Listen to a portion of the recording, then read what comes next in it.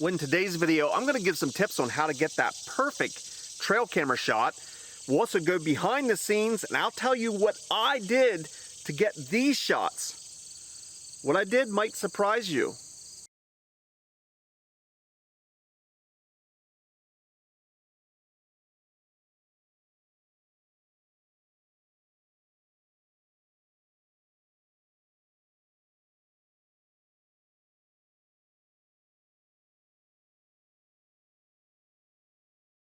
Well, before we dive into this, I want to take a second to thank the good folks over at TACTACAM. They sent me all the gear to make this video. In fact, all of the photos and videos that you're about to see were from the TACTACAM Reveal X Pro.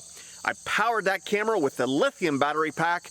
If you're set up for that perfect shot, you do not want to run out of battery power. So the lithium battery pack is a great option. I also used their adjustable mount. That's very important when setting up the camera for that perfect angle and the perfect shot. So you got to start with quality gear if you want to get that perfect trail camera photo or video. TACTACAM definitely offers that. So thank you, TACTACAM. You can check them out in the link below. Let's get into my tips. While these tips aren't necessarily in any particular order, I'm going to start off with a very important tip, and that is choose your backdrop wisely. Your backdrop can be very important. The scenery that you see, that can take your photo from, yeah, blah, blah, trail camera photo to, wow, look at that. This might be as easy as the height at which you place your trail camera. In so many examples, I see people simply walking out to their backyard or into the woods and slapping a trail camera on a tree, usually around waist height, and hoping that they get good pictures or videos. In my opinion, most people place their trail camera too high.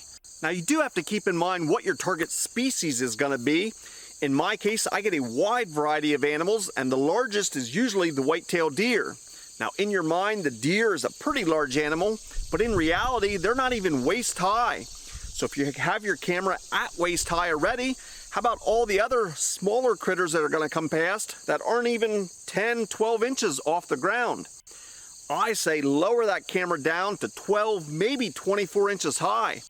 Then you can get them smaller animals. It won't look like you're pointing straight down on them. You'll be down on their level, and yet you can angle that camera up slightly to get that white-tailed deer. Remember the rule of thirds? Typically for your photos, you should have the bottom third as the ground, the top third as the sky or skyline, and right in the middle should be your target species. So the next time you're placing your trail camera on a tree, remember, maybe lower is better, and remember the rule of thirds. Now, I was just discussing how important backdrop is. Sometimes you can't find that perfect backdrop. You gotta create it. This spring, before things got totally crazy on the farm, I took some time to capture some birds with a great backdrop. Now, I thought the photos turned out great, but it took some work to get those shots. Now, I chose a location with some beautiful country scenery and the mountain in the background, but there was no place to hang a trail camera, and there surely wasn't going to be a bird landing in the middle of nowhere. That is not without some work. I actually dug a hole and found a limb and stuck it down in that hole. I had a horizontal limb that stuck out that was going to give a landing perch. Now I had a place to hang the trail camera and a limb for the birds to land on. But that wasn't going to be enough. What was going to make them want to land there? Yep, I'm the guy that drives slow on the backcountry roads. I'm not lost. I'm simply driving slow to look for the roadkill. I'm the guy that carries a garbage bag along with me no matter where I go. And when I see a roadkill, a dead squirrel or a rabbit, I'm jumping out and throwing it into my bag to bring it home for trail camera bait. What you don't see on my horizontal limb is directly below that, I had a secondary limb just out of camera frame. And that is where I was going to put my roadkill squirrel. I actually impale the squirrel with a screw and I attach it to that limb. And that gives a perfect spot for the birds of prey to come and land on the upper limb just above my bait. In that way, you don't see the nasty roadkill on camera, and all you see is the perfect limb for the birds of prey to come land on. This setup worked perfectly, at least in my opinion, and I got the shots that I wanted.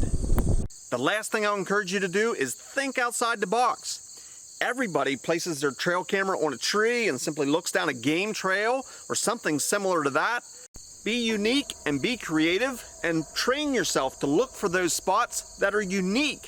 Something as simple as a down log or maybe a large rock in the woods, you'd be surprised how often that's a point of interest that animals come and check that out. If you place your trail camera just right, you too can get some of those great shots. The TACTACAM has the Wi-Fi feature that allows you to view what your camera is viewing during the setup process. This eliminates any guessing on getting that perfect angle every single time. That, along with their adjustable mount, makes setup a breeze. So no more excuses, get yourself a trail camera, get outdoors, and get some of them perfect trail camera pictures. Well, I appreciate you watching. I realize not everybody's goal is to get that perfect picture on their trail camera. There's a variety of reasons that people use trail cameras. You might simply be using it for scouting and you could care less how the picture looks. You just want to be able to ID the animal, and that's good enough for you. Or you may be using your trail camera for security or other reasons and you don't give a hoot what the picture looks like. By all means, to each their own, but if you do want to take your trail camming up a notch, hopefully you found some of these tips useful. I by no means am a professional and I don't know it all, so I love hearing from you. So please leave me your tips down in the comments section. I love hearing from you and I often learn from your comments. I want to thank you for watching, and we'll see you in the next video.